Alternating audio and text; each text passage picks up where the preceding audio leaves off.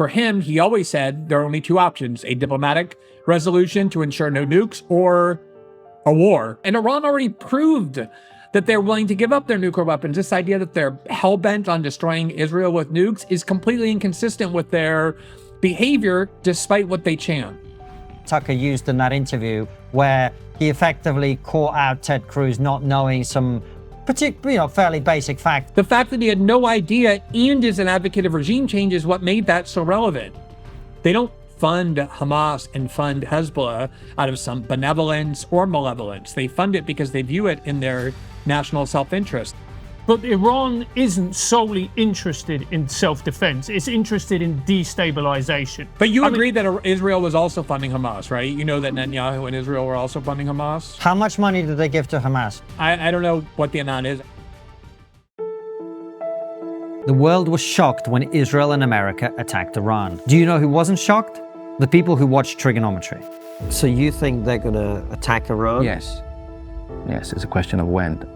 This side of a US election or after the US election. How close are the Iranians to getting a nuclear weapon? It's more a matter of months than years. Months? We are months away. Unless something can be said or done that interrupts their obvious march towards it. Iran is a very powerful and big country. How does this end? If you think that the head of the snake is Iran, and you really can't solve this problem of the endless war, you have to have America on side, no question about that. The United States needs Israel because Israel is one of the top 3 wealthiest countries in the Asian subcontinent. They have incredible trade and buying power for our weapon systems, our technology, our security interests, right? There's lots of reasons why the United States wants and needs to continue being partnered with Israel. The final profit emerges once there is, once justice and equality has been achieved in the world. And the thing that achieves this justice is that the last drop of blood of Israel falls. So the end of Israel brings back the final profit. So they need to destroy Israel. They need to destroy Israel. Do you want to know what's happening and why? Subscribe to TRIGGERnometry today. This interview was recorded hours before President Trump secured a ceasefire between Israel and Iran. In many ways, that makes the conversation we had with Glenn Greenwald even more interesting. Glenn Greenwald, welcome back to TRIGGERnometry. It's great to be back. Thanks for having me. Yeah, good to have you on. You are one of the most prominent, I would say, anti-war voices at the moment, talking about the conflict in the Middle East. We've obviously had people talking from a more pro-Israel perspective, so it's great to have you on to give an alternative view. And what have you made of the events of the last week?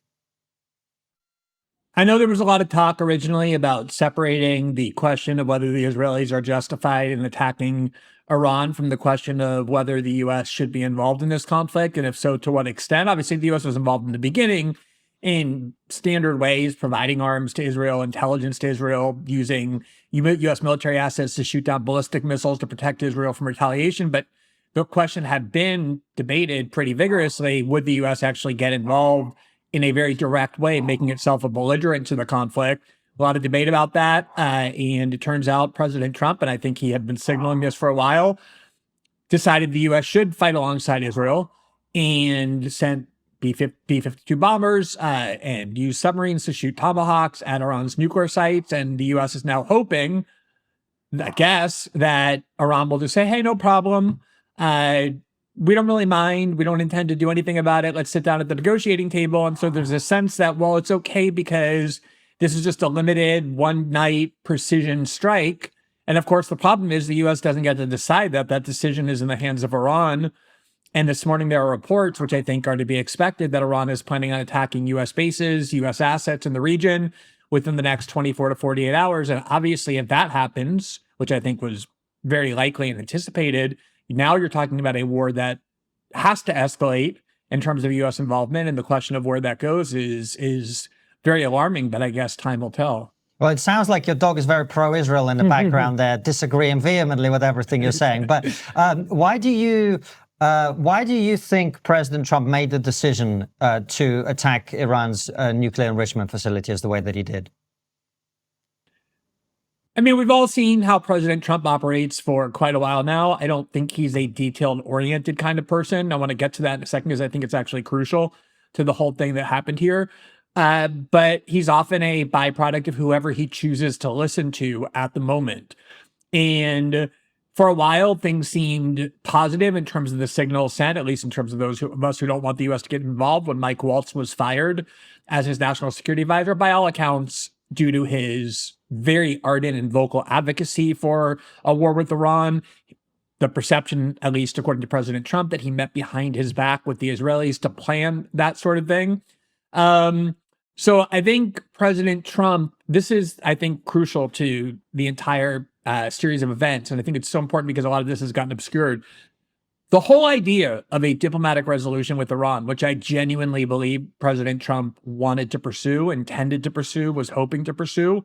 From the start, the idea was Iran, of course, is entitled to have a nuclear energy program, but they can't have a nuclear weapons program. That was the basis of the first Iran deal that President Trump withdrew. And at the very beginning, Steve Witkoff, his primary envoy and negotiator, said in an interview publicly with Fox, yeah, of course, Iran needs to have the ability to enrich at low levels consistent with nuclear energy, 3 to 4%.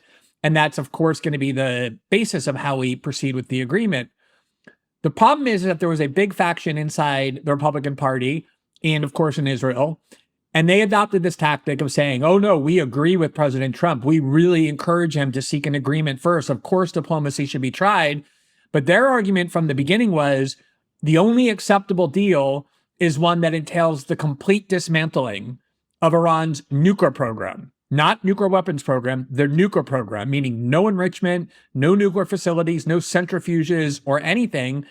And along the way, I think in Trump's mind, a deal that prevented them from getting nukes did not mean any longer ensuring that they don't enrich beyond 4%. It became no enrichment whatsoever. And so when the Iranians were steadfastly refusing to give up their right that every country has to nuclear energy, that in Trump's mind began to be understood as Iran refuses to negotiate, to the point where 10 days ago, he was saying something like on Air Force One, I don't know what got into Iran. I thought we were headed toward a deal. Something changed with them.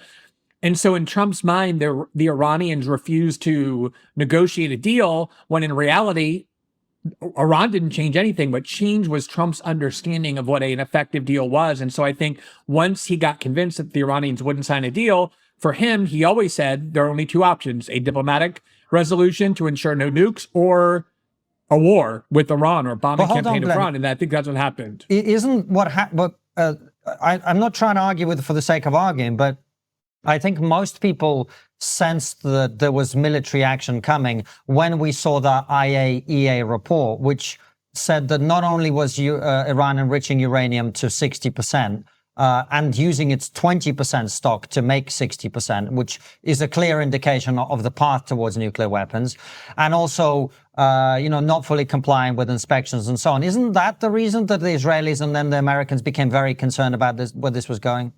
Well, Trump said the reason that he, I think, decided to use military force or support the Israeli option was because he gave them 60 days and there was no deal done in 60 days. I think had a deal been done, despite that 20 and 60% enrichment problem, then war could have been averted. Because let's remember the key fact here that I think so often gets overlooked. We had a deal in place since 2015 that was painstakingly negotiated by the entire world, basically, that limited Iran's enrichment to 3.5%, 4%. And everybody, U.S. intel agencies, the IAEA, surveillance mechanisms, the Europeans, the Russians, everybody agreed that Iran had not been enriching beyond 3 to 4%.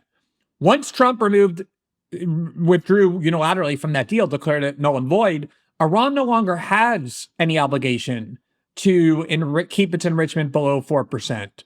So the fact that they were enriching at 20% or 60% still is within their rights legally under the NPT. They don't have any obligation at that point to keep it to 3 to 4%. Yeah, but that's not what I'm saying. I don't think people are concerned about whether legally they're in compliance. What people are concerned about is that they might be trying to get nukes. That's what everyone worries about, right?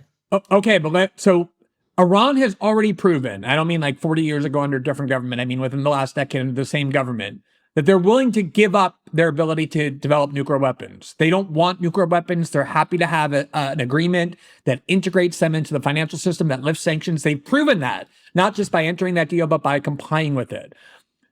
So once Trump withdraws from that deal, sanctions go back in on Iran. And now the question is, how does Iran have any leverage to get the West back to a deal? So I think part of the strategy was to enrich, as they have the right to do now, to 20%, 60%. It doesn't mean that they're actually pursuing nuclear weapons, but I think part of that was the leverage. Like, hey, we'll give up this 20 and 60% enrichment to get a decent deal back in place. It can be a little more rigorous. So you say you got more than Obama got, but that's the same basic framework.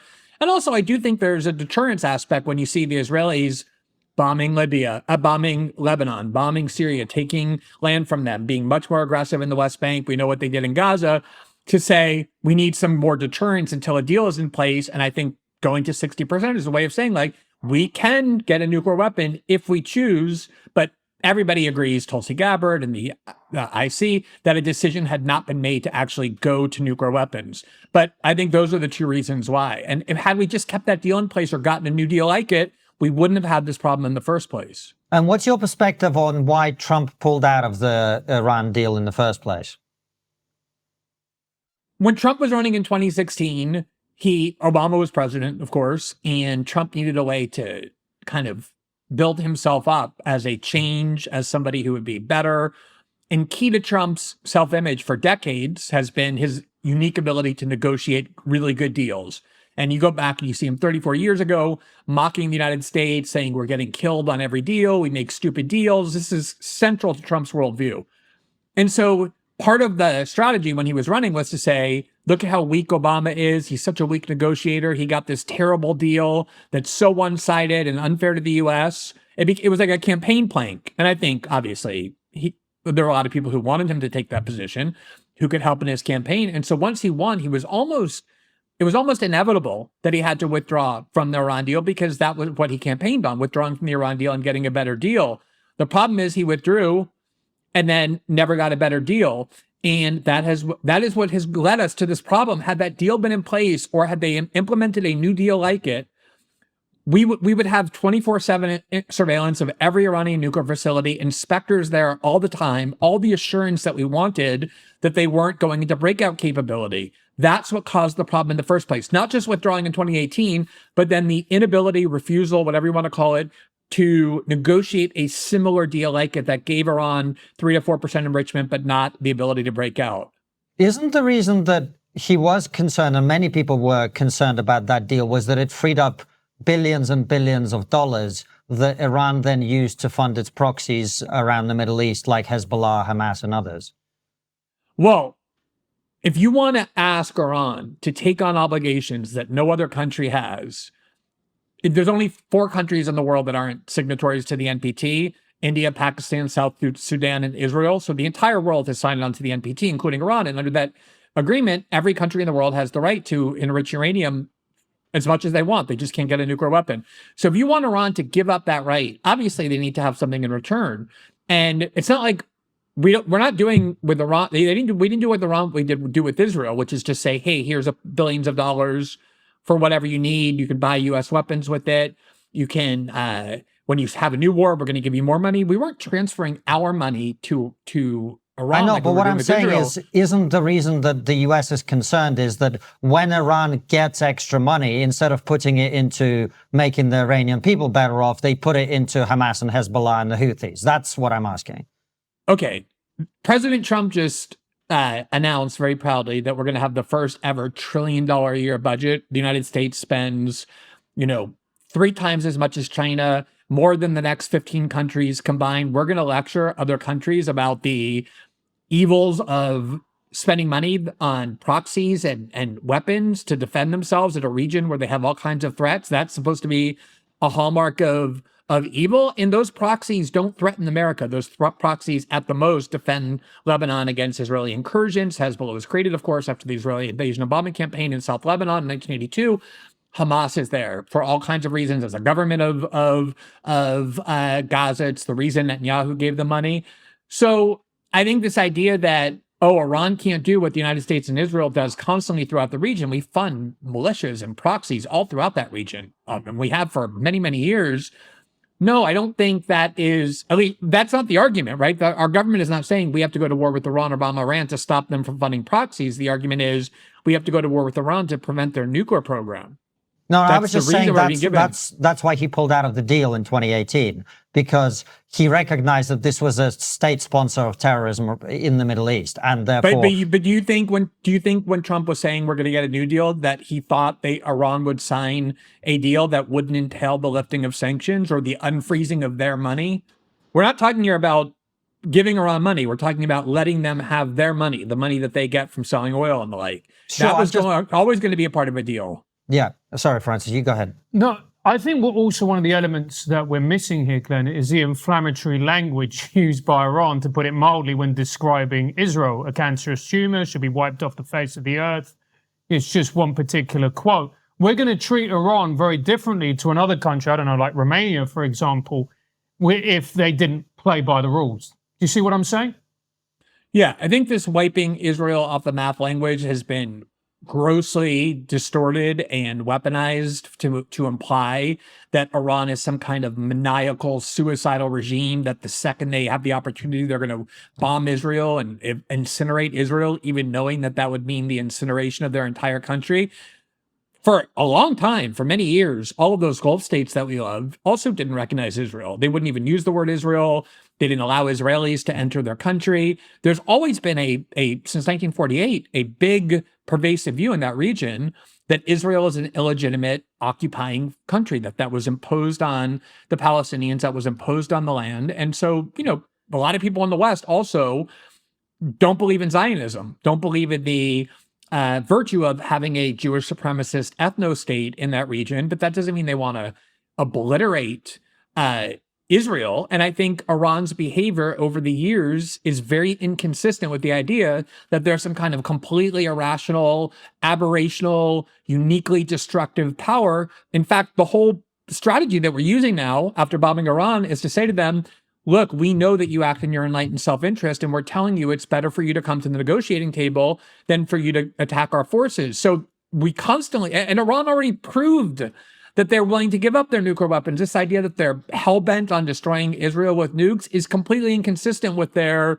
behavior, despite what they chant. Well, hang on a second, Glenn. There'll be people who go, look, you've just made this point, but Iran funded Hamas. Hamas committed, October 7th, which was a horrific crime. We can all agree. The slaughter of innocent women and citizens and civilians. Those two things can't be consistent, surely.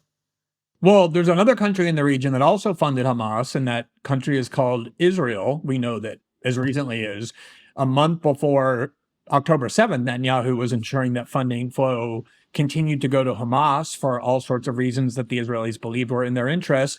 But we also, yes, Iran does fund proxies in the region that do horrible things.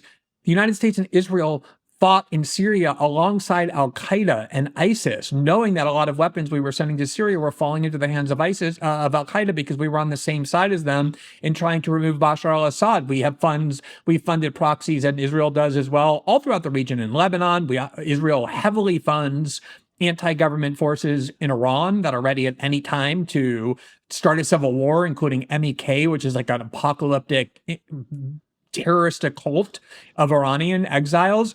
So I think one of the things that we do in the West, and this is, I know I've heard Konstantin say before, one of the problems we have in the West is that we can't imagine that other countries. We don't understand the fundamentalist mindset. Yeah. Exactly. Yes. Exactly.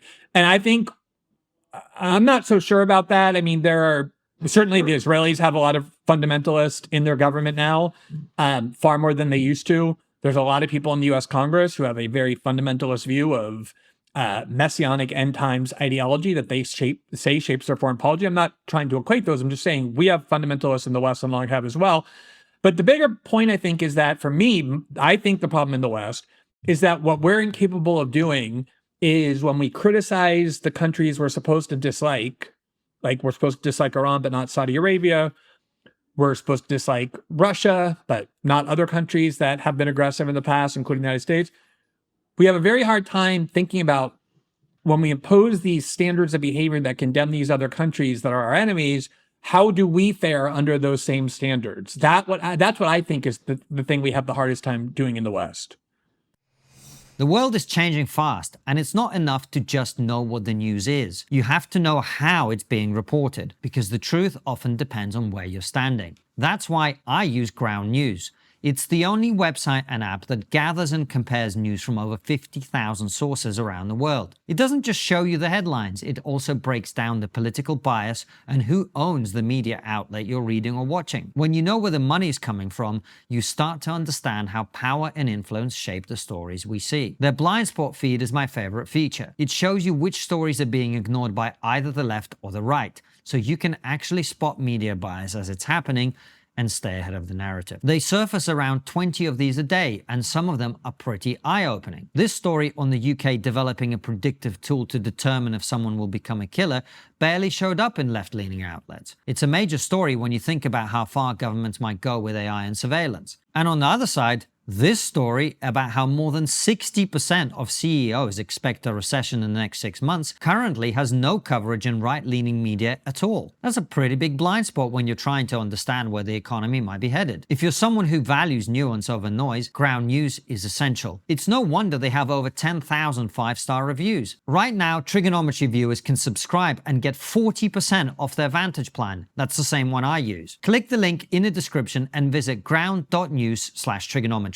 Start thinking for yourself and subscribe at ground.news/Triggernometry. Look, it's a really good point, but also as well, you know, when you hear Iran use words like the great Satan, we're the little Satan, which I actually find quite offensive, considering we helped to create your fine nation. Those words, you know, they build and they escalate. And as a result, what they do is, unfortunately, it's more likely that it will lead to conflict because there is a lack of trust there. How can you expect to negotiate with a country that ultimately compares you to Satan? We did negotiate with them. We negotiated very, very successfully with them just 10 years ago in 2015 in a deal that they didn't nullify, that we nullified. But let me ask you this. Okay, they called the United States the great Satan. I'm sorry, you guys are kind of little now, but still, you're big enough to be a Satan, so at least take that. But why is that? Why, for example, I live in Brazil. It's a country that is very, very large. It's the 6th most populous country on the planet. It's strategically important, has lots of oil, has major environmental reserves. It's a very free country. Women walk around in bikinis, all the things that we're told that the Muslims extremists hate about the West. And yet they don't chant death to Brazil or death to Japan or call, you know, Norway the great Satan. Why, in your mind, does Iran call the United States the great Satan or death to America? Like, why America and not any of the other number of countries that are liberal democracies? Because America, they see as the number one force in the world. They fund Israel. They have also, let's be fair, been involved in regime changes, illegal invasions, which have been absolutely horrific. And everybody in this conversation accepts that what happened in Iraq was disgraceful. But I think that's such an important. I do think this is such an important point because here in Brazil, which has always had a close relationship with the United States because of the hemispheric proximity, Brazil is the 2nd largest country in the hemisphere.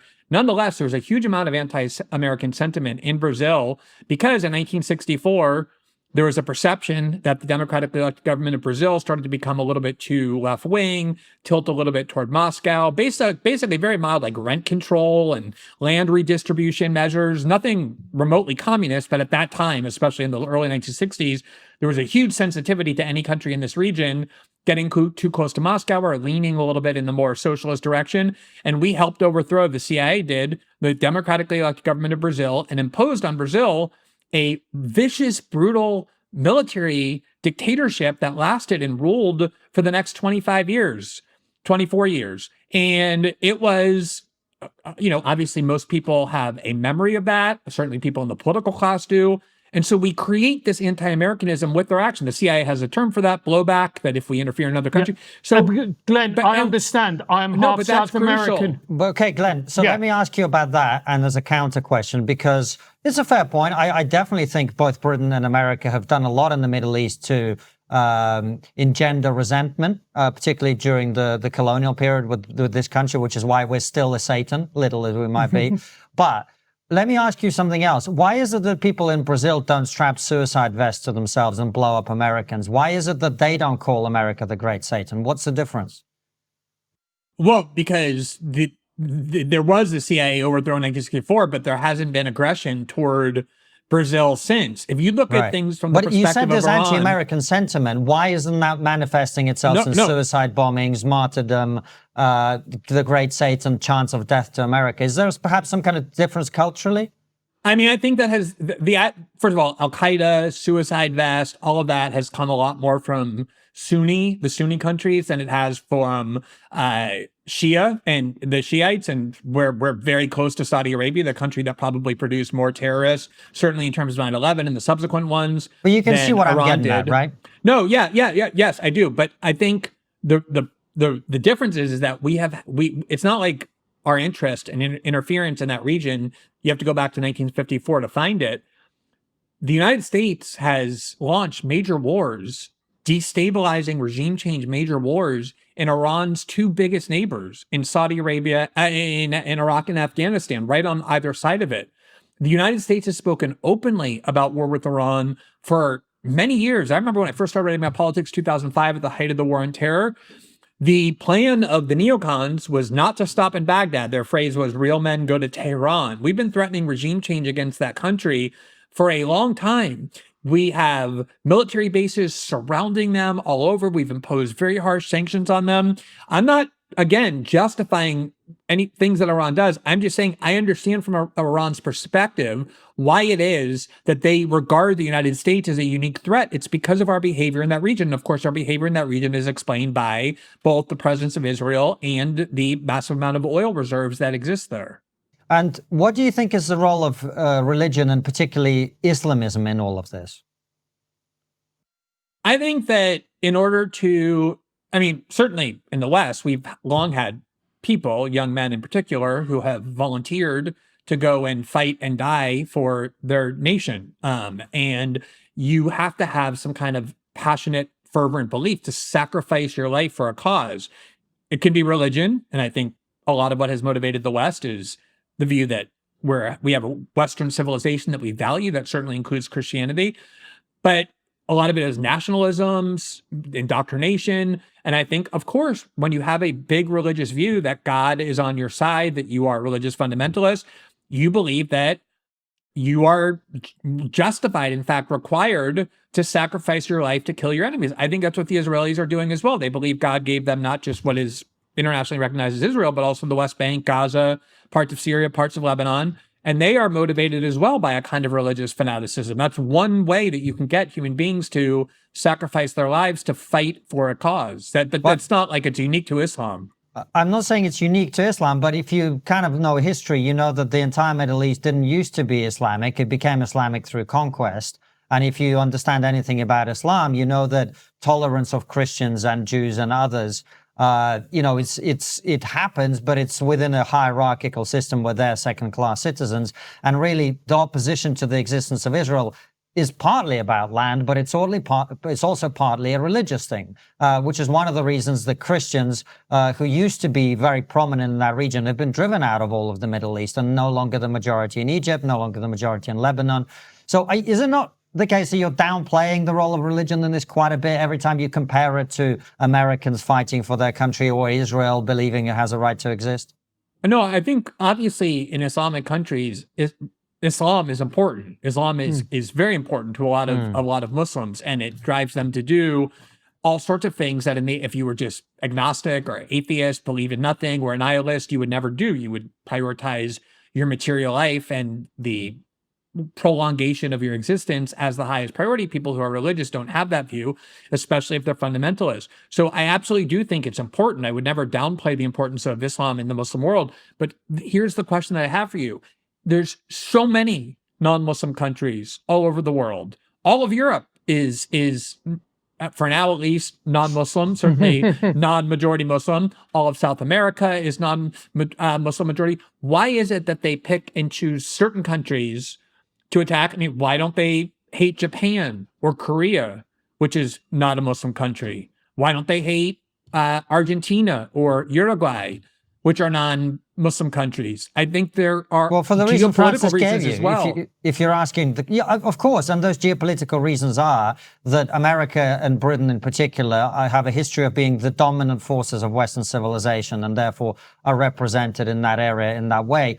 In the same way that if the Islamic civilization was the dominant civilization in the world, there'd probably be a lot of countries that would be very unhappy with the strongest Islamic countries to the extent that they were interfering in events elsewhere. So I don't deny that. But the reason I'm asking you this, Glenn, I think this is, one of the things you are very good at is encouraging people to see things through the eyes of people on the other side of any conflict. And I genuinely think that that's a strength of yours. But I think about, say, the leaders of Hamas, for example, right? We know that many of them are billionaires, many of them living outside of Gaza in safety and comfort and plenty. And yet we see time and again that they're willing to lay down their lives and those of their children for this cause. Now, as I look around at other conflicts around the world, as you know, I have a background from Eastern Europe and Russia. The leaders of Russia are not laying down their lives in Ukraine. They're not sending their sons to the front line. Likewise, in America, in all of these places where religion is not as strong, people tend to sort of act in their own personal self-interest. But in places like the Middle East, particularly on the Islam side of things, there is this very strong belief in laying down your life. And we know that there's scriptural reasons and kind of indoctrination reasons for why that is. And I just think it's possible that you're seriously underestimating the importance of that in this conflict. So two things about that. I understand your point. I understand. I want to stress, I don't think Islam is just like an afterthought to the region. It's absolutely central to the worldview of religious Muslims. Especially in more fundamental societies. And you do have like reform type Islam in various places, sure. Obviously in the United States, in the West, in Lebanon, etc. But so I'm not downplaying it. But I think, first of all, I between the two societies that you just drew out, I actually prefer the one where leaders who advocate for war and send their country to war put their families and themselves at risk in that war rather than just sending other families to go and die in them. And that has been the history of Western civilization. European monarchs would be at the front lines of the wars that they would fight. And I think that actually is a more virtuous society. The American founders obviously all laid down their lives and risked their lives in the American Revolution. They didn't just have this kind of political class that sent poor people and their families to go fight in them. I think that's actually quite virtuous. But this is what I think is so important to recognize. So we're told that the Islamic Republic of Iran, of all the kind of Muslim countries, is the most dangerous from a fundamentalist religious perspective, that it's like an apocalyptic cult. You hear all kinds of claims about the version of Islam they believe in being uniquely dangerous and the like.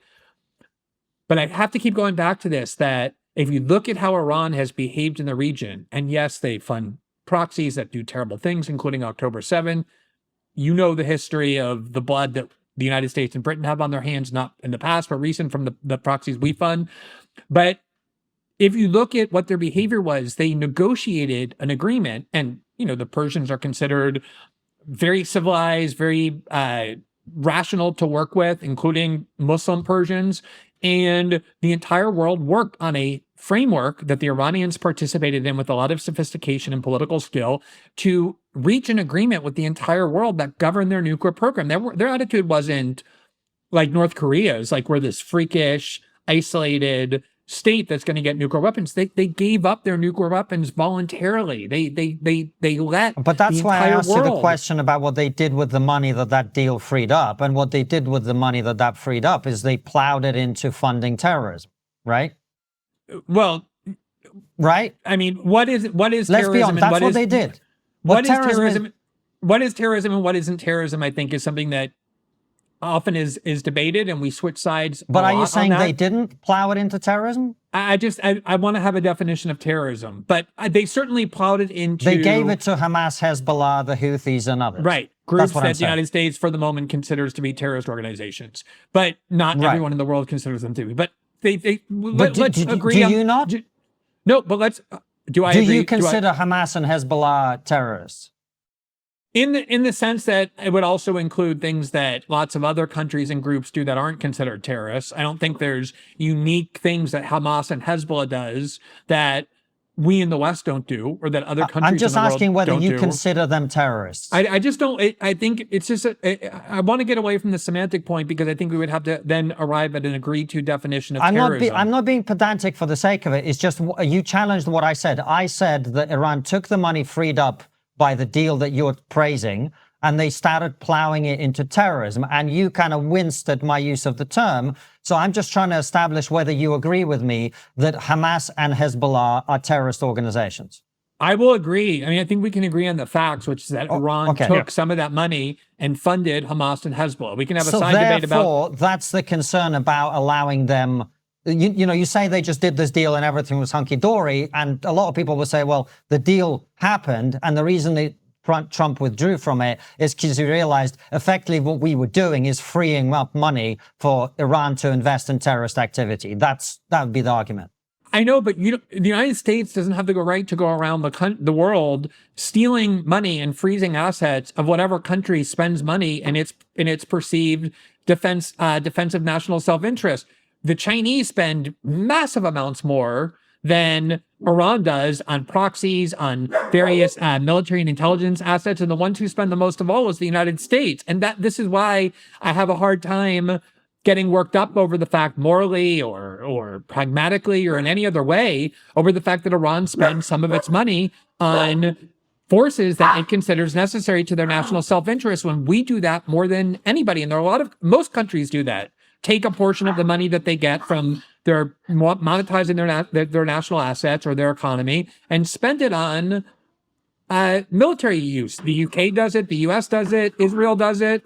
So yes, Iran, if they have money, they're going to spend some of it on their security. They'd be crazy not to, given who they're surrounded by and what threats they get every day. But it's not like that's a crime to spend money on proxies or on there's quite a lot of difference defense. between national defense and giving money to Hamas and Hezbollah, isn't there? You can look at some of the groups that the United States has funded and continues to fund in the Middle East, including some fundamentalist groups in Syria. Again, that's a fair point, but that's a fair point. I'm just saying there's a big difference between national security and funding Hamas and Hezbollah. And most big countries do both. Most big countries buy weapons. You said national security. That's why I'm picking it up. No, but that's because you're making an equivalence between the two. No, but I think that Iran considers this network of proxies or allies in the region to be a fundamental way that they defend themselves, part of their deterrence, part of their extension of influence in the region. They don't fund Hamas and fund Hezbollah out of some benevolence or malevolence. They fund it because they view it in their national self-interest. Same with the Houthis, who fought the Saudis.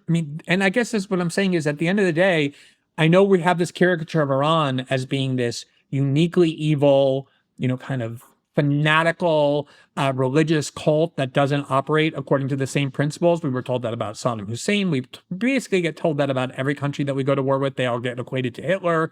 We're all told they don't operate in the same way. We were told the Vietnamese don't value life and don't mourn their children's death because they don't value life in the same way that white people in the West do. This is always part of war propaganda. But if you look at their behavior, I don't think they're operating according to significantly different rules than we in the West operate by, or that countries in that region operate by. They know they have a lot of threats to their security, like most countries in that region do, and spend part of their money on what they think is necessary to defend the Iranian people and Iranian sovereignty.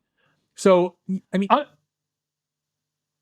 Carry on, Glenn. Sorry. No, go ahead. But because to me, and what a lot of people listening to this would think, is that the defense point isn't wholly accurate, because not only is Iran, and you can say the same thing about the West, fair enough, But Iran isn't solely interested in self-defense. It's interested in destabilization. Okay. If you look at their funding and the way that they have funded these groups, the purpose of these groups, and this coming from somebody who has family in Lebanon, by the way, I have seen what Hezbollah has done to Lebanon. I have seen what fundamentalist Islam has done to the country of my grandfather. So what Iran are really interested in is destabilization. Surely it's not just about self-defense. I mean, look, I think the most destabilizing force in the world is the United States. Yes, Lebanon, Hezbollah has brought problems to Lebanon, nowhere near what we brought to Iraq, which even Tony Blair, despite being an advocate, says that invasion of Iraq and the removal of Saddam Hussein is what gave rise to ISIS. We wouldn't have had Isis had we not invaded He's Iraq. right about it. We were both against the war in Iraq. It was a stupid war. You don't need to convince me. I know you guys were. I'm just saying, like, in terms of the destabilization point, we removed Gaddafi, created anarchy that to this day continues in Libya. There's a lot of destabilizing forces going on. At the end of the day, you guys can think it's just or not, as whatever you want to call it, preemptive war, preventative war. This war that just began, that's now destabilizing the Middle East in a potentially unique and incomparable way, was started by the United States and Israel and not by Iran. Again, I understand you can make the argument what Iran did was provocative or that it made it somehow just, but there's no doubt that the bombs began falling and that the war began by Israeli and American military assets being used to attack Iran. That's extremely destabilizing.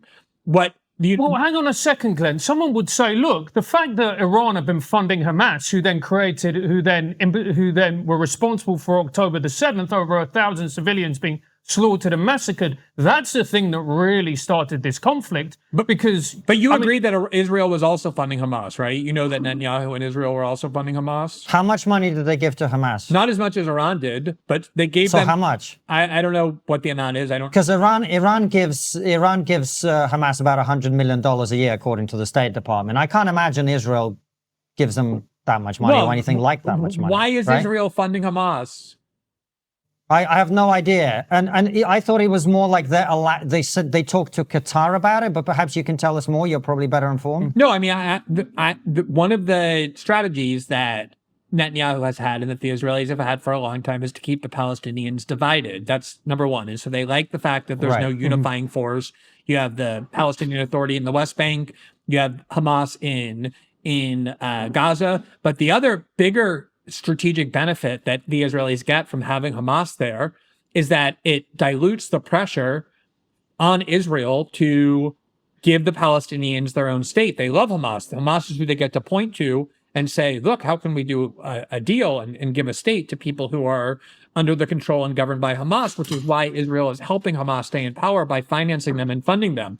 So Israel also, and I would say the biggest destabilizing event in the Middle East until what just is happening now over the last, say, decade, is the regime change war that the United States and Israel fought in Syria that completely destroyed that country, that ushered in a leader who, up until 6 months ago, had a $10 million bounty on his head from the Justice Department because of his long affiliation with Al-Qaeda and potentially even ISIS.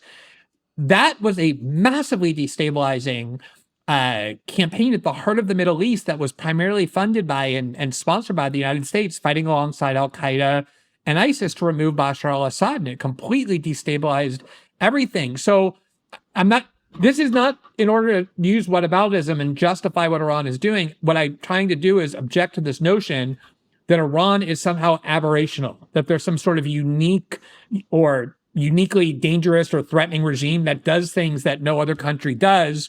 And what gives me the most confidence in Iran's rational self-interest is the deal that they entered into to give up nuclear weapons. Why would an apocalyptic suicidal cult hell-bent on destroying Israel purposely enter into a deal, the only purpose of which is to ensure that they cannot develop and enrich uranium to the point where they can have nuclear weapons? That seems so inconsistent to me.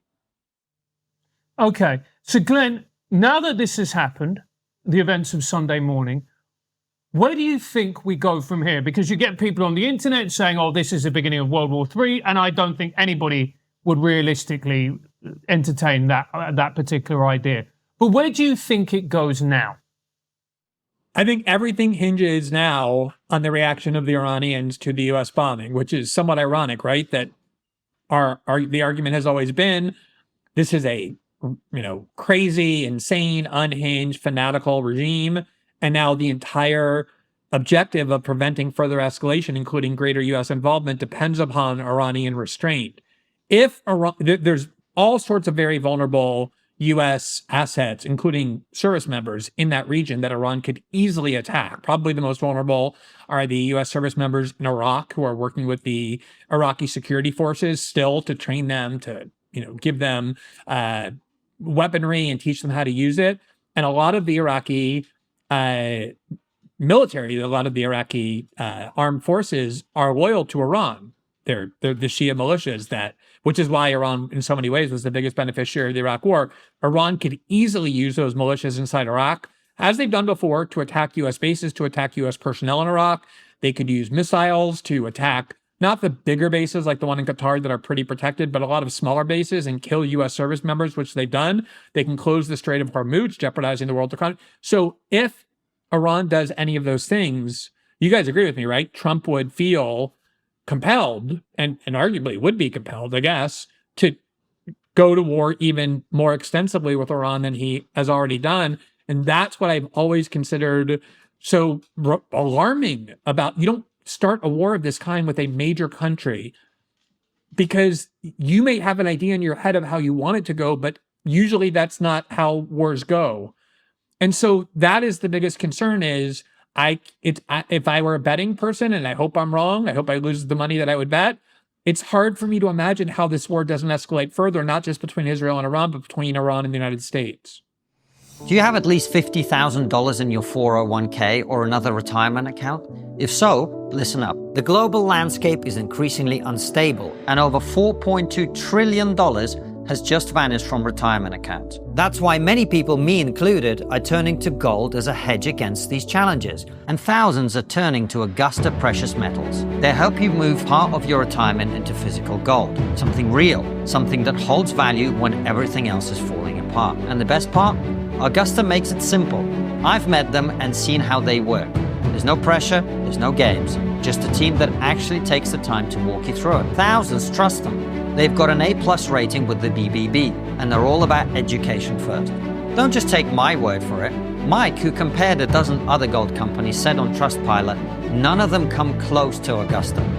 Justin said he was very cautious about moving a significant portion of his retirement funds, but Augusta's team was professional, honest, and patient, leaving him very happy with his choice. That's what sets Augusta apart. No pressure, just expertise, and real trust earned the old-fashioned way. So, if you're serious about protecting what you've earned, click the link in the description of this episode or go to TRIGGERgold.com and grab Augusta's free gold IRA guide. That's TRIGGERgold.com. It's your retirement. Make sure it's protected. So, I guess the counter-argument is this, Glenn. It's really in nobody's interest to see this war escalate. So, for instance, from the American side, you've got Trump's promises to MAGA and the MAGA base that he is not going to be involving troops in the Middle East. So he does not want to alienate the core, the fan, the hardcore of MAGA. You've got Russia, who aren't going to really want to get involved because they're already involved up to their eyeballs in Ukraine. You've got Iran and the Ayatollah and his regime who are hanging on to power by fingertips at the moment now and are actually cracking down extremely hard on their own citizens in order to prevent some kind of revolution. And then you've got China, who really don't want to get involved because it's not in their interests. And then in a couple of years down the line, however you see it, they're looking more covetously at Taiwan. What would you say to that?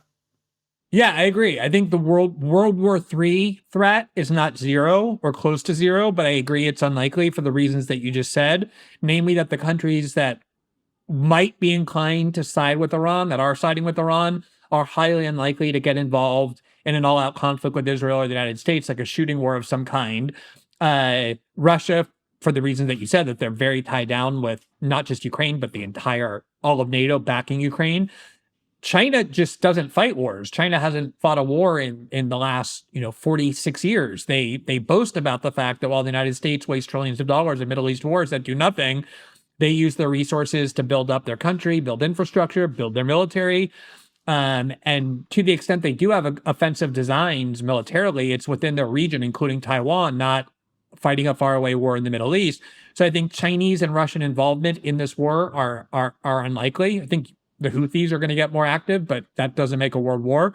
So it's not a world war that I'm concerned about. World War III, that's, I agree, is not likely. The concern that I have is, and it's not just Trump's base, the United States has been really damaged by fighting these forever wars, obviously over the last 25 years, but you go back to Vietnam, it's torn the fabric of our country apart. It's put us into massive debt. It's made us an overly militarized society. Countries that fight war lose civil liberties. We've certainly lost a lot of civil liberties because of the idea of war. You're already seeing this rhetoric that now we have Iranian sleeper cells in the United States. We have to increase our domestic surveillance and law enforcement. And what we have seen is that the more we get involved in Middle East wars, especially ones that become very difficult to extricate ourselves from, the worse it is for our country. And so even if it's something short of a world war, which I would also bet it would be, the bigger concern I have is that just like and this is the other problem is, just like I said before, that Trump would be bound if the Iran kills service members or blows up American assets, the country's going to demand. You can't let them do that. I think the Iranian regime is more incentivized to show its strength than its weakness, precisely because of those domestic concerns that you cited. Namely, the Iranian regime has been about projecting strength. And to be able to say, oh, the United States just flew over our country without permission, violated our sovereignty, bombed the shit out of, 3 different nuclear facilities, in addition to helping Israel, but we're not going to do anything back to the United States. We're going to be just, okay, you bombed us, now it's time to sit down at the negotiating table. I don't think Iranian leaders could survive that. And not just politically, but also in terms of having any credibility domestically and internationally and militarily. Like, who would respect a country that lets another country bomb them and does nothing? That's the concern that I have, is we almost force the Iranians now to retaliate in some way against the United States. Hopefully they'll be very restrained in what they do. There can be coordination between the two countries, but that's the big danger that I see here. I think that one of the things that people aren't talking, and that's a very real danger, and it's a good point, well made. I think one of the things that people aren't talking enough about this conflict is going to be the financial implications, because you talked about the Strait of Hormuz, and I think that is a very, very interesting situation, particularly when you factor in Iran's production of oil, how that affects us. Can we talk about that a little bit? Yeah, I'm so glad you asked about that. Americans are more or less in the posture that they don't really necessarily love the idea of wars from air bombing perspectives, but if American, men and women aren't coming back in caskets and we're not fighting a major ground war, even if they say we don't like it, they don't really care, right? Like, it's something that, but what they do care about, and we've seen this over and over, is any negative impact on their lives economically. And if it's not just closing the Strait of Hormuz, what the Iranians could do that's even easier and more threatening is that they perceive, which of course is true, that the Emiratis or the Qataris or even the Saudis have provided any sort of assistance or participation in the U.S. attack by letting them fly over their country or use the bases that we have there.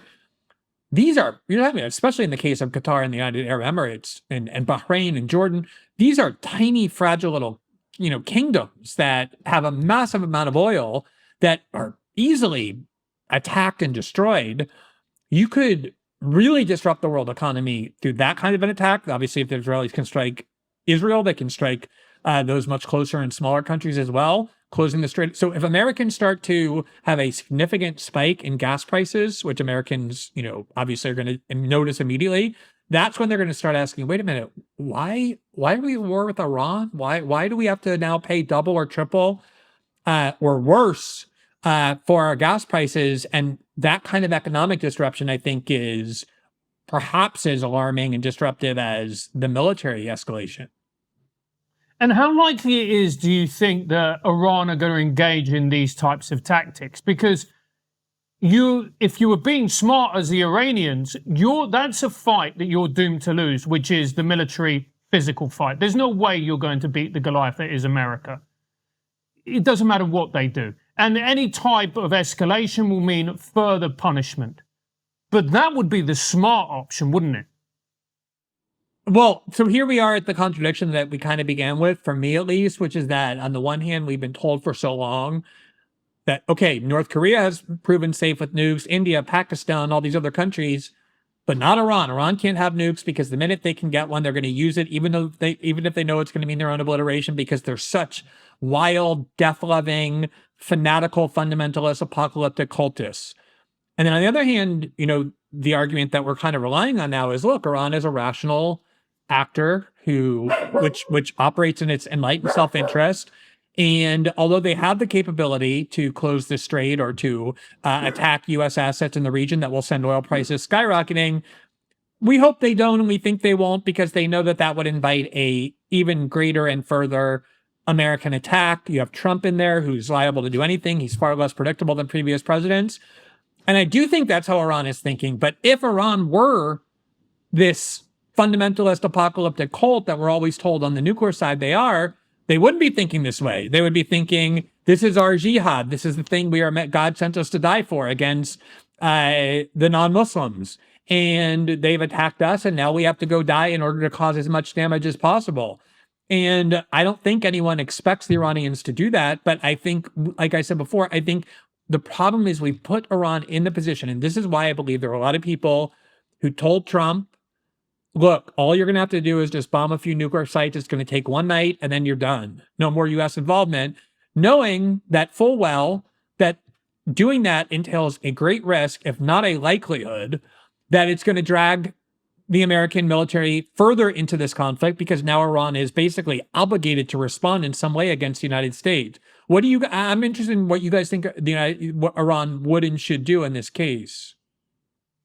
Well, we'll find out. Nobody knows. But the interesting thing that I think you make some very good points about the potential risks. And I've said this when I've discussed this issue with other people too. The only thing I have that bothers me always is it seems to me that people who lay out the position that you do, they kind of lay out the risks of the thing that they don't want to happen, but they never really talk about the risks of doing things the other way. And that's where I think, if we're being honest, we would say that both options involved a lot of risk. The risk of Iran continuing to enrich uranium, for example, and continuing to fund proxies also involves all sorts of other risks, both for the region and elsewhere. And, for example, you mentioned the point about how there are lots of other countries that have nuclear weapons and they haven't used them, etc. But the difference is that, we don't just, first of all, I don't think any of us, the three of us, would want North Korea or Pakistan or lots of other countries, frankly, to have nuclear weapons if that could be prevented today. So there's still a good reason to not want Iran to get a nuke. But more than that, we know that, for example, Mohammed bin Salman, MBS of Saudi Arabia, he said he is the one that's comparing Iran to Nazi Germany. And he is the one that said, well, if Iran gets a nuclear weapon, then we're going to have to. So part of the reason that people want to prevent the Iran getting close to getting nukes is that it destabilizes the entire region, and suddenly you've got several countries with nuclear weapons. And I think that's a very realistic thing that's also a massive concern, don't you think?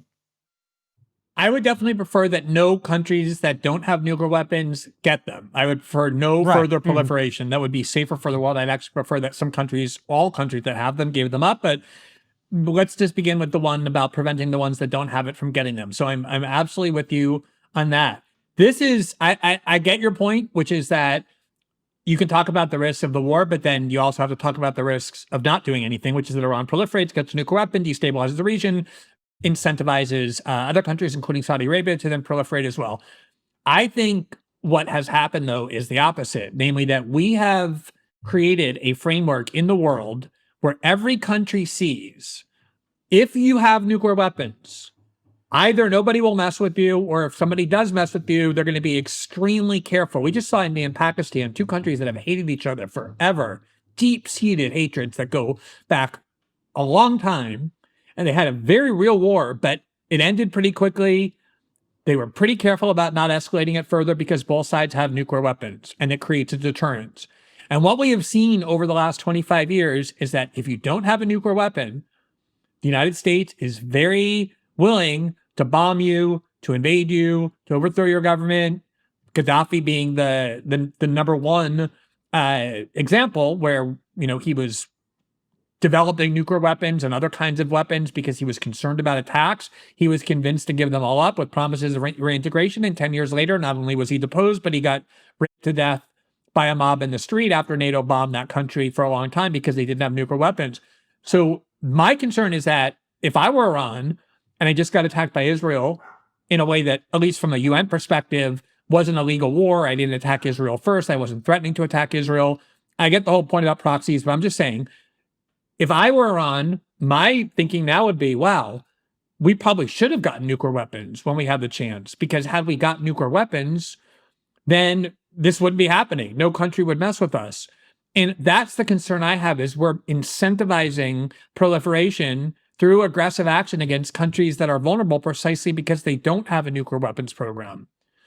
So how does that square with your position to supporting Ukraine? Because by that very logic, Ukraine should be pursuing a nuclear weapon as rapidly as possible so that it can't get invaded. Well, I mean, I think a lot of people in Ukraine are thinking that. I think a lot of people in Ukraine are thinking we got persuaded to give up our nuclear weapons that we had because of promises for security guarantees. And as it turns out, if we had nuclear weapons, Russia wouldn't be doing to our country what they're doing to our country now. I think that's exactly right. I think when so wouldn't that have been a very good reason to support Ukraine's defense, so that other countries don't feel like in order to be safe in the world they need nuclear weapons because their allies will actually help them?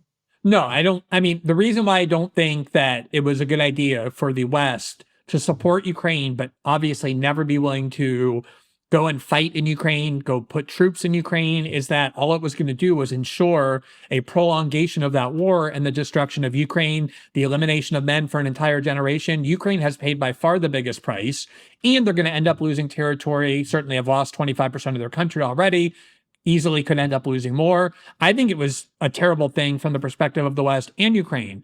But as it pertains to the nuclear weapons point, I think, yes, every time one country attacks and invades another, where that one country has nuclear weapons and the other doesn't, it sends a signal to other countries, which is, okay, you should be getting nuclear weapons yourself. Glenn, I wanted to talk. It's a bit of a side issue, but we're coming at this from very different perspectives, and it's why it's great to have you on the show to hash them out. But one thing that I messaged you a while ago, because you and I kind of go back at it on Twitter every now and again, and sometimes certainly I've said things I don't mean. But I did say to you, messaging you privately, that whatever else is going on, I do respect your journalistic integrity. You're someone who's willing to criticize the administration today and back them up the next day, and vice versa. So I wanted to talk to you about a more journalistic issue very briefly, which is, I saw that you did a very long video covering Tucker Carlson's interview with Ted Cruz and discussing the tactics that Tucker used in that interview, where he effectively caught out Ted Cruz not knowing some fairly basic facts about Iran. And you seem to think that that was a legitimate thing for him to do and not some kind of gotcha. Do I have that right? Yeah, for sure. Here's the point that I think Tucker was making. I mean, if Tucker had asked Ted Cruz, like, how many people live in Iran? And he got it wrong by like 10 million one way or the other, like 80 million, 100 million, or even like 60 million, 120, like in the range of understanding that it's a big country relative to most other countries. The more important point is something I've said, and I'm not a U.S. Senator responsible for voting on wars, probably 150 times or not more in the last years, that Iran has more than 3 times the population that Iraq had when we attacked it. And everyone knows how that war went.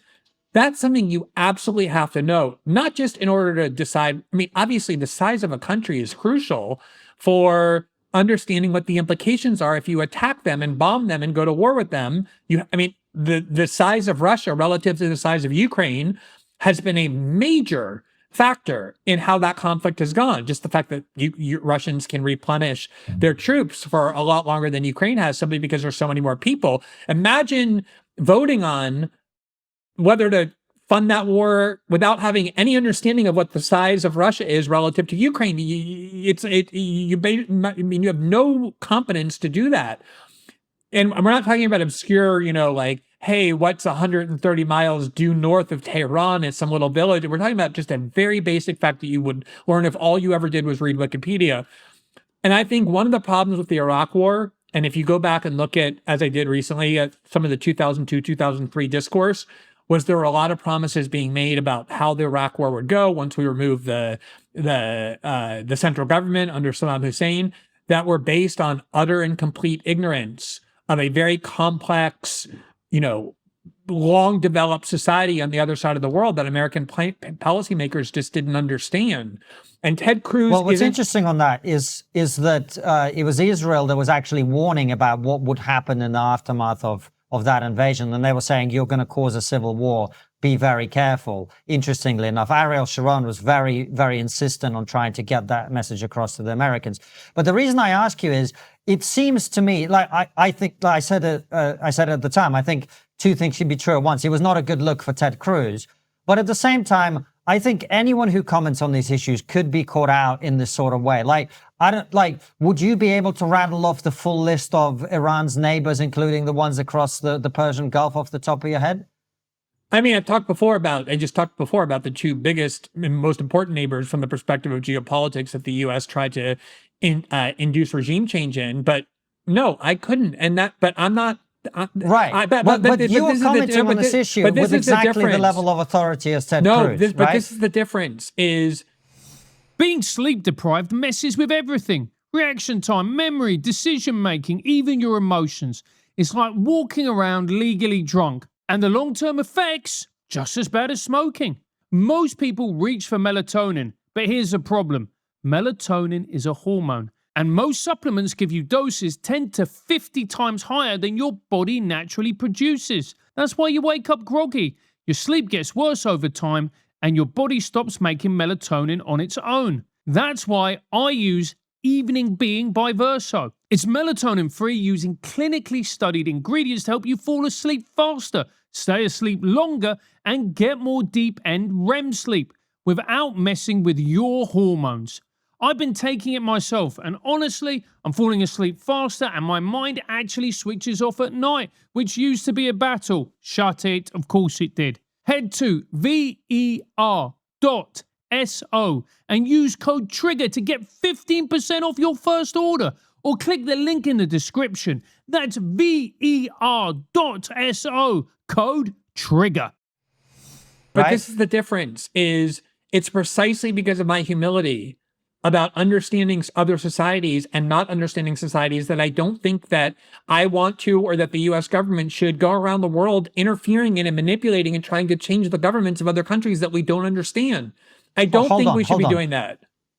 But what you're talking about is a decision that has to be made either way, right? We either do this intervention or we don't. And in order to make that decision, you have to understand the region in order to make either of those decisions. Even if you advocate your position, which is non-intervention, you have to understand the region. You have to understand which countries to the west of Iran, which countries to the east of Iran, how it's surrounded, the regional dynamics. And you're saying, as one of the most prominent journalists commenting on this, that you don't, and yet you think it's fair for Tucker to behave that way with Ted Cruz? I mean, first of all, what I'm saying is I may not be able to name every bordering country if there's a country that has a border, but I've talked about the geography of Iran relative to their two most important neighbors and why they feel threatened, the surrounding of the base, where they are in the region, the proximity to places like Saudi Arabia, the United Arab Emirates, to Qatar, to the Persian Gulf, the Strait of Hormuz, all the geostrategic. I'm just saying, if you ask me a trivia test, I may not be able to name every. But it's not trivial.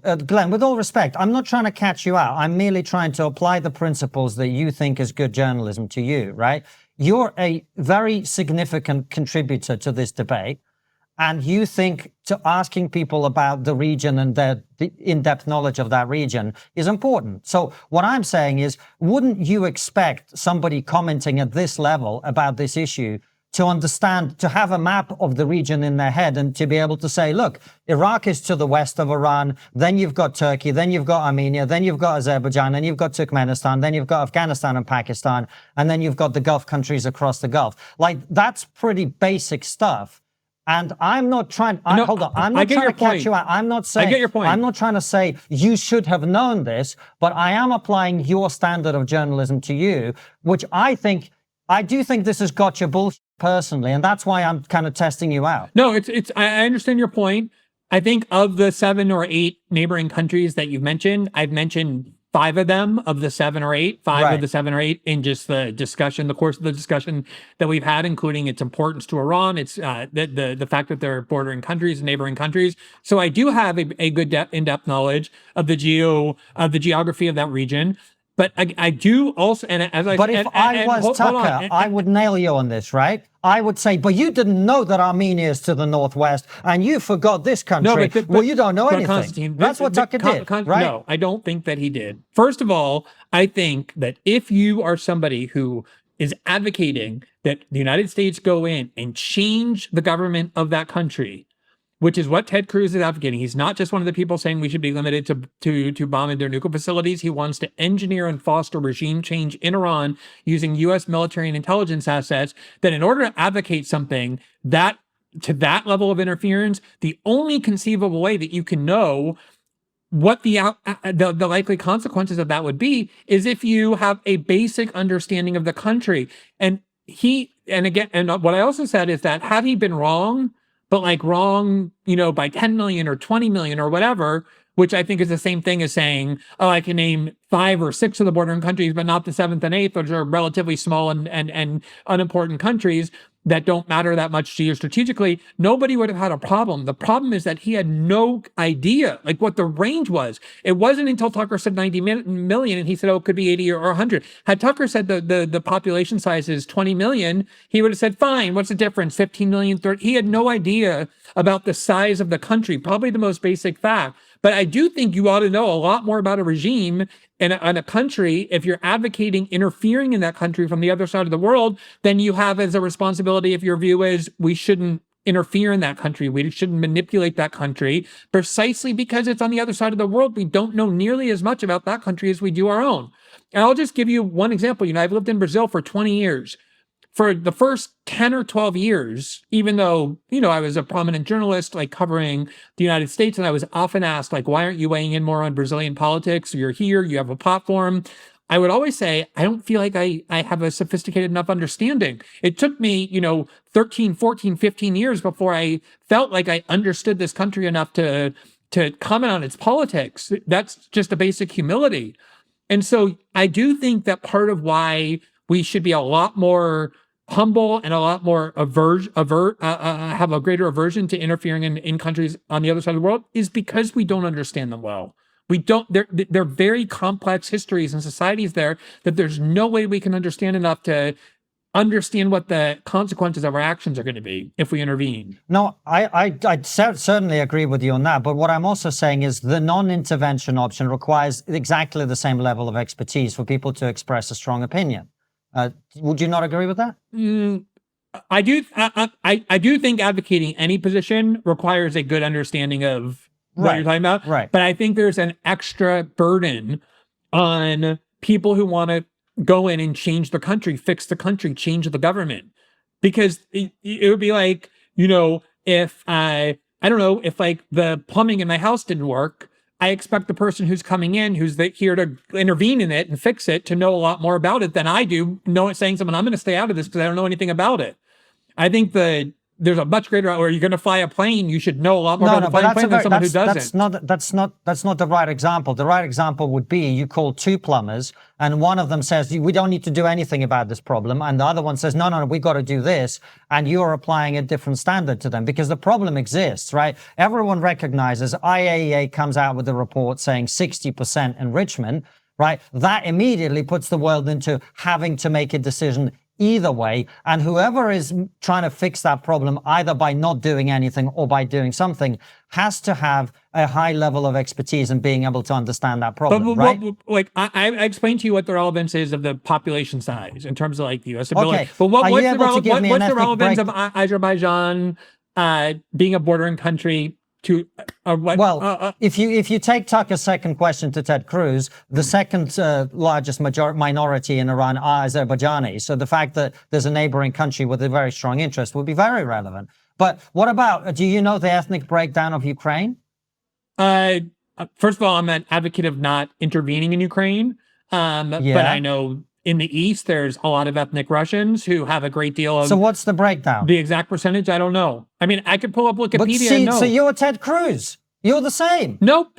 Again, Konstantin, I'm not somebody who's saying that we ought to go into Ukraine and fix Ukraine you're saying and we ought engineer not Ukraine. to But go I into do. Ukraine. But again, I have a rough understanding, like not to the number, and that's why I said, had Ted Cruz said, "Oh, it's 75 million or it's 110 million," So give me nobody a rough would have breakdown ever. of Ukraine's ethnic diversity. You mean in terms of like ethnic Russians and ethnic Ukrainians and Polish? Yeah, the same question that Tucker asked Ted Cruz. The same question. Again, I'm not the one who wants to go and intervene there, and that was Tucker's point: is you want to go topple the government, you have a responsibility to know what the basic facts about the country. But I don't know. I think it's like something like 25 to 30% are ethnic Russians. The majority of them are Slavic or Ukrainian, and then there's some Poles. Then there's some other Eastern European people of other Eastern European lineage. I mean, that's a rough breakdown of Ukraine. You're not massively far off. It's more like 17% to 77, something All right, like that. I was very close, and that's what I'm saying. Had Ted Cruz, like, I have a good understanding of Ukraine. I don't have numbers off the top of my head. Had Ted Cruz known that Iran is a very big country relative to other countries in the region, that it was in that general range, had he even been off by 30 million, no one would have minded. The fact that he had no idea and is an advocate of regime change is what made that so relevant. Okay, Glenn, I'm glad actually that we've mentioned the words regime change so many times, because this is what I actually wanted to talk to you about. How many people in the Republican Party at the moment do you think are advocating and chomping at the bit to institute regime change in Iran? I mean, I do think there's some ambiguity surrounding this. Even Donald Trump yesterday spoke about regime change, but he didn't necessarily say, I want to go in and forcibly remove the government the way we did in Iraq. So what is it that he meant by that? I think he kept it deliberately vague. I think most Republicans will say, yeah, I think it'd be good for us if Iran was governed by a different set of people with a different set of views. We would love to have the installation of the new installation of the Shah of Iran's son, because he was a U.S. and Israeli puppet. And that's why we supported him and propped him up. We would, of course, love that. The question is, what are you willing to do to make that happen? And again, I would point to the example of Syria, which I think comes closest, where we had an official policy of regime change, of removing the Assad regime. And what ended up happening is that country got completely destroyed and destabilized. And it ended up with a leader who we had a $10 million bounty on their head, who had a lifelong affiliation with Al-Qaeda. So I think most Republicans would say they want regime change. What they're willing to do to make that happen, I think, is unclear. We're probably going to be having that debate very soon. Because you would hope, and I'll just put my cards, I am incredibly anti-regime change. I think the Ayatollah in his regime is awful, barbaric, all the words that you want to use. And I fully support the Iranian people wanting to overthrow their government. But that's what I mean. I support the Iranian people. I find it incredibly depressing that that the vast majority of people in the US government would not have learned their lesson from Iraq, Afghanistan, Syria, etc., etc. Right. And I think, and this gets back to the point I was just talking with Konstantin about, is I think one of the problems when you say, I want to go and have regime change in another country, I want to interfere with them, and Konstantin's point about Ariel Sharon, I think, is a good one. Benjamin Netanyahu did come to Congress in 2002 and assure his word was guarantee the American people in the U.S. Congress that if we changed the regime of Saddam, it would spread democracy and stability and peace all throughout the region. That is what he told the U.S. Congress. If you take out Saddam's regime, I guarantee you that it will have enormous positive reverberations on the region. And I think that people sitting right next door in Iran, young people, and many others will say, the time of such regimes, of such despots, is gone. There is a new age, something new is happening. But I do think that the Israelis have a better understanding of Iraqi society because they're much closer to it. They understand it better. It's much more in their interest. Same with Iran than the United States is on the other side of the world. And it's one of the problems that we've had in trying to go into other countries and shape them and manipulate them to our own liking. We have done and are doing various programs to facilitate regime change in Iran. Like I said, we fund anti-government groups and agitators, including the MEK, which Israel funds as well.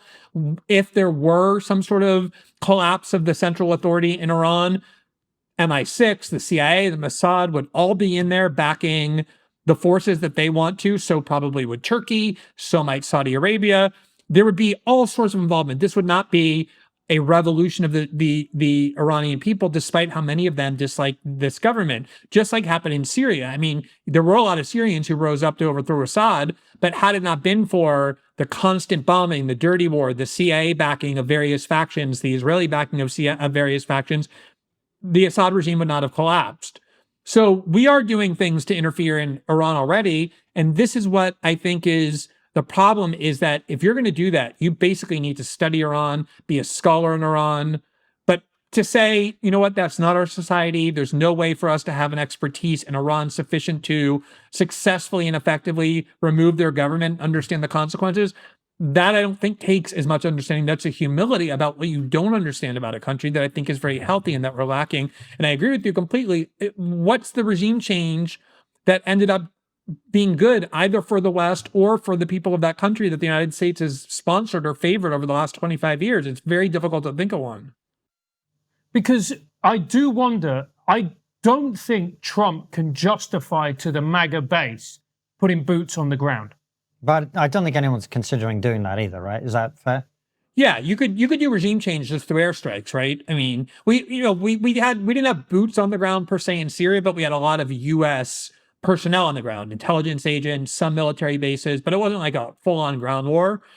So I can't imagine Trump authorizing, say, an invasion of Iran. But you could destabilize a country and destroy its government through airstrikes. You could kill its leaders. You could, make it ungovernable.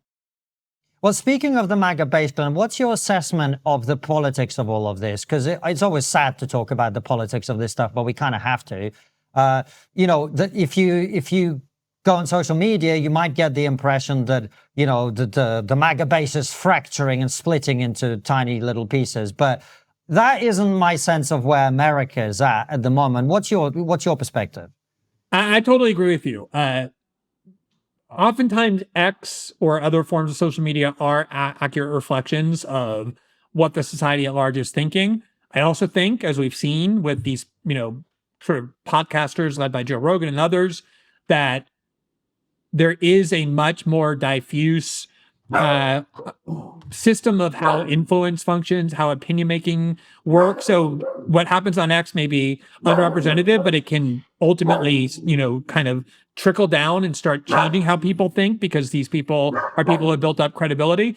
But at the end of the day, I think it's President Trump's party, and especially Republicans will be very inclined to be loyal to what President Trump does, to the point that you've seen a lot of these big MAGA influencers who, let me fix this dog issue. Yeah. To the point where you've seen these kind of big MAGA influencers spend the last 2 months, 3 months banging the table. This is not what we voted for. We don't want involvement in the war. This is not our war with Iran. And the minute President Trump starts involving the U.S., it kind of starts retreating and saying, I trust President Trump. As long as it's just this, then he does more. As long as it's just that. I don't think this is going to fracture the MAGA base at all. I think the MAGA base is a base that is primarily loyal to Trump. Some people have enough integrity to say, even though I'm part of MAGA, even though I support President Trump, I'm going to criticize him when I think it's necessary. But the broad population of people who voted for President Trump, I think still trust President Trump, still like him, are convinced by him. And I think, as you said, Konstantin, on that thing you did with Dave Smith on Piers Morgan, it's not that hard to convince Americans to support bombing campaigns and wars against, demonized governments. I put it in a slightly more favorable I don't think you did, also I remember humorous agreeing way. with it, and it wasn't that nuanced. No. What I said is Americans love winning and they like bombing. And this is actually the question that I was going to put to you, because my sense is, politically, this has obviously been a big decision for President Trump. And the way I see it could kind of go two ways from here. One, this intervention is successful. The Iranian, counter-strike is, if it happens at all, not particularly significant. There is no boots on the ground. Maybe there is no regime change. Or if there is, it's kind of like successful. Someone takes over. There's no civil war. That's one option, in which case President Trump's popularity is going to go stratospheric, I would imagine. The other option is this becomes a much more involved affair. The regime collapses. There's a brutal civil war, in which case this will be the albatross around his neck. Do you share that view? Yeah, I'm not so sure that even if it goes best case scenario, that it's going to mean that President Trump's approval rating is going to become stratospheric, because although it's true that most Americans are willing to be okay with bombing campaigns, I really don't think Americans are waking up every day thinking about Iran very much, caring about Iran very much, feeling threatened by Iran very much. Like we talked about before, I think the big question is how their lives economically go. We've seen that's what the Democrats ignored for the most part throughout the Biden years, and they paid a huge price from it. So I don't think it's going to have a big effect on President Trump positively. I don't think it has the potential for that. There's also the question that we've kind of skipped over about whether this is really set back the Iranian nuclear program in meaningful ways. There's possibilities that all of this highly enriched uranium has been moved, or some of it has been moved. The U.S. government is acknowledging it doesn't know necessarily where it is, so it could be elsewhere. It could have the opposite effect of driving Iran to proliferate. I just don't think Americans care that much about, like I said, they'll care if there's a ground invasion. That I think will harm President Trump a lot, and that's why he won't do it. I think the question is, and the biggest risk to Trump politically really, is if it starts to spike the price of oil and therefore other commodities in meaningful ways. And that I do think will happen if Iran engages in some of the retaliatory strikes that we've discussed. That is what I think is the biggest danger politically to Trump. But this MAGA rift, it's really a small phenomenon at best. And what would you say to, I mean, there are people who there have been rumblings. For instance, Marjorie Taylor Greene has, one of Trump's biggest supporters has come out and, criticized, the attacks on the Houthis, etc. What would happen if a MAGA firebrand like Marjorie Taylor Greene came out and openly criticized Trump? Do you think that is a possibility? Because there have been rumblings. Yeah, she's also been she was not only very vocal about the bombing of the Houthis, which she opposed, but also very vocal about the bombing of Iran, which I have to say, no matter what you think of Marjorie Taylor Greene, I really respect that a lot. I think that's one of the things that enabled Konstantin and I to have a kind of, positive discussion after a few months of some serious and very personal invective. Was I saw Konstantin on Joe Rogan making a, I thought, very compelling case about something that I radically oppose, which is the sending of illegal immigrants, not just back to their country, which is fine, but to a prison in El Salvador based on allegations of violent gang membership with no due process of any kind and no opportunity to ever get out. And despite my criticism of him, I posted it on X with his name and said, please listen to this, because I thought he made a very good point. And I think the fact that I was criticizing Trump as well, despite having a good-sized MAGA audience, vehemently criticizing Trump, I think we both respect that. So for Marjorie Taylor Greene, someone whose entire political